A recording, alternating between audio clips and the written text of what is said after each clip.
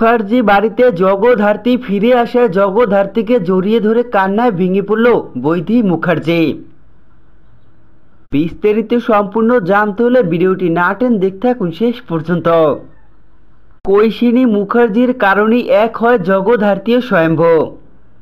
উৎসব ও মেহেন্দি সমস্ত প্ল্যান বানচাল করে দিয়ে তাদের গুন্ডাকে শুট করে স্বয়ম্ভুকে বাঁচিয়ে নেয়। এরপরই এক হয় জগদ্ধাত্রী ও স্বয়ম্ভ। এরপরই গ্রেপ্তার হয় আসল অপরাধী মেহেন্দি ও উৎসব। মেহেন্দি ও উৎসবকে জেলে নিয়ে যাওয়া হয়। এরপরই মুখার্জি বাড়িতে ফেরে জগদ্ধাত্রী ও স্বয়ম্ভ।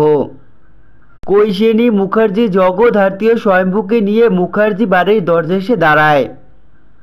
আর তখনই দেখা যায় বাড়ির সবাই বেজায় খুশি জগদ্ধাত্রীকে জীবিত অবস্থায় দেখতে পেয়ে।